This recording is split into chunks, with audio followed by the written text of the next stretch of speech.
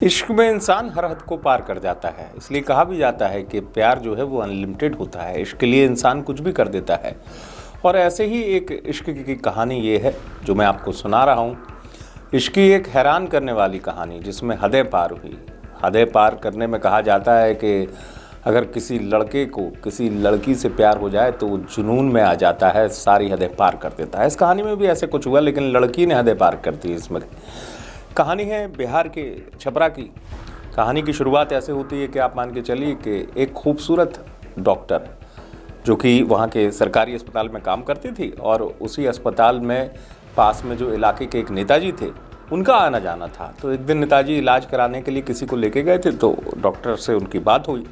Doctor से उन्होंने कहा कि इसको देख लीजिए, ठीक हो जाए जल्दी, आप अपने लेवल पे जल्दी करिए। नेता थे, जाहिर सी बात है, इलाके में प्रभाव भी था, चलती थी। तो डॉक्टर से उनकी बात हो जाती है, तो डॉक्टर को कह के निकल जाते हैं। फिर उसी जिस काम से गए थे तो एक दो बार और गए डॉक्टर के पास कि पेशेंट के हाल क्या हैं, सब चीज़ें हैं। फिर उन्होंने डॉक्टर साहिबा का नंबर ले लिया। डॉक्टर साहिबा का नंबर ले लिया कि कभी कोई ज़रूरत होगी तो बात कर लूँगा। नंबर लेके चले जाते हैं। अब उसके बाद एक दिन उन्होंने ऐसे ही फ़ोन लगा लिया डॉक्टर साहिबा का हाल चाल जानने के लिए। डॉक्टर साहिबा से बहुत देर तक बातें की और बात करने के बाद फिर उन्होंने कहा कि मैं आपसे मिलने आऊँगा। फिर वो नेताजी, इलाके के जो नेता थे, डॉक्टर साहिबा से मिलने गए। डॉक्टर साहब ने चाय पिलाई, तो मुलाकात हुई। बात करते करते कुछ पहचान निकल आई, पुरानी पहचान निकली, और पहचान के बाद इन दोनों की दोस्ती हो गई। अब डॉक्टर साहब के पास, जो डॉक्टर साहिबा थी, उनके पास ये नेताजी जो है अक्सर आया जाया करते थे।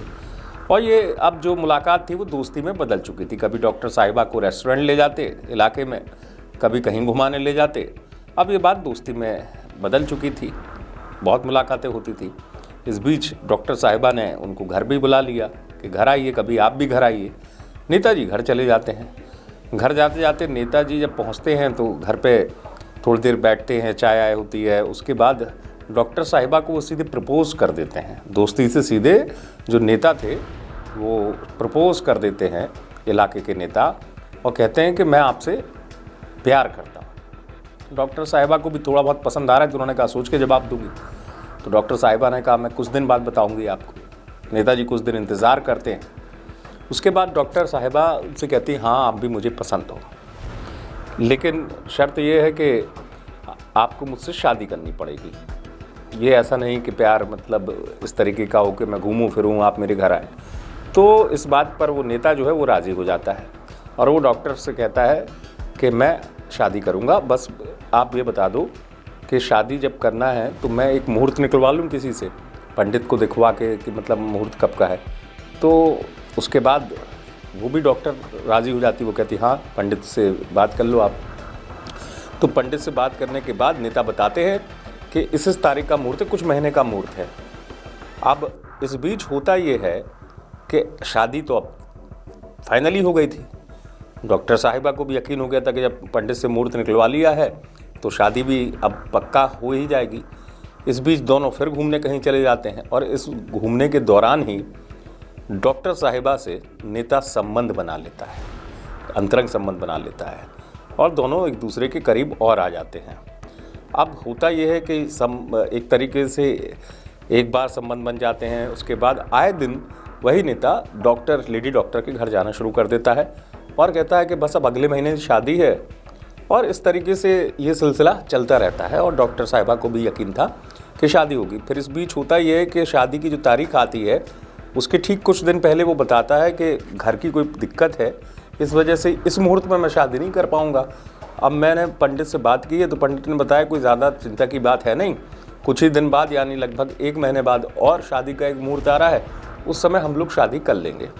तो डॉक्टर जो लेडी थी उसको भी यकीन था कि आखिरकार ये मान ही गया है और अब इसने कहा है कोई दिक्कत है तो अब ये शादी कर लेगा, थोड़े दिन बाद और शादी कर लेगा। तो इस बीच और जो ट्रस्ट है बढ़ता जाता है और वो कई बार डॉक्टर से रिलेशन में आता है, संबंध बनाता है।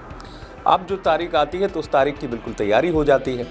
तारीख की जब तैयारी हो जाती है तो डॉक्टर, जो लेडी डॉक्टर, वो भी जैसे होता है महिलाएं शॉपिंग करती है, वो शॉपिंग करवा लेती है।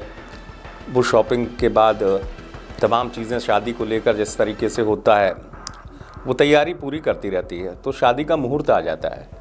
शादी के ठीक जो मुहूर्त निकला था उसके एक दिन पहले डॉक्टर साहिबा ने अपने खूबसूरत हाथों पर मेहंदी भी लगवाई थी। तो तैयारी पूरी हो जाती है। इस बीच वो नेता पहुंचता है मुहूर्त के लिए कि, और ये यहाँ पर दुल्हन बनकर तैयार थी लेडी डॉक्टर। ये पहुंचता है तो वो भी कहती है कि अब मंदिर चलना है, कहाँ पे जाके तय हो गया है, मेरी तैयारी पूरी है तो चलो चलते हैं। उसने कहा थोड़ी देर बाद चलते हैं, अभी थोड़ा सा टाइम लगेगा। तो इस बीच लेडी डॉक्टर भी कहती है कि हाँ कितना टाइम लगेगा, तो कहता है थोड़ा टाइम लगेगा, आध घंटे बाद हम लोग चले चलेंगे, थोड़ी देर बाद चले चलेंगे। तो इस तरीके से होता है। तो डॉक्टर जब थोड़ी देर वक्त बीत जाता कहते कि तुम क्यों नहीं चल रहे हो, जब सब तैयारी मेरी हो गई है, हम लोग किसी को बता नहीं रहे मैं मंदिर जाके शादी करनी है। तो वो कहता है कि फिर आज मुहूर्त नहीं, पंडित जी ने मना कर दिया।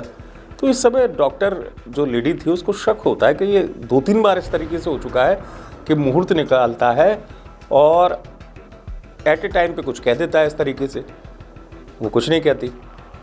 अब इस बीच तो आगे जो हुआ बड़ा खौफनाक था। वो ऐसा था कि पुलिस को डॉक्टर लेडी जो है डॉक्टर फ़ोन कर देती है और पुलिस कमरे के अंदर दाखिल हो जाती है।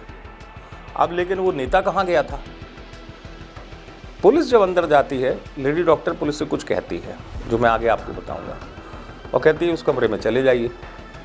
पुलिस जाती है कि क्या वजह है, कि मतलब कोई चोर लुटेरा तो नहीं आया इनके घर पे, क्या हो गया। तो पुलिस जैसे ही बेडरूम का दरवाज़ा खोलती है तो पूरी पुलिस के होश उड़ जाते हैं।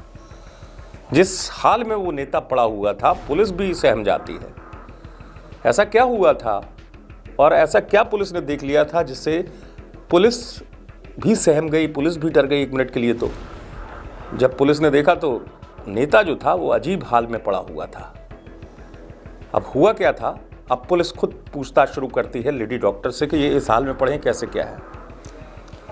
तो वो बताती है जिस तरीके से, और फिर वो गुस्से में भरकर जो कहती है पुलिस के सामने, पुलिस हैरान रह जाती है। वो कहती है कि ये मुझसे शादी करने आए थे और मेरे हाथ में भी मैंने मेहंदी लगा ली थी, लेकिन बहुत हो चुका।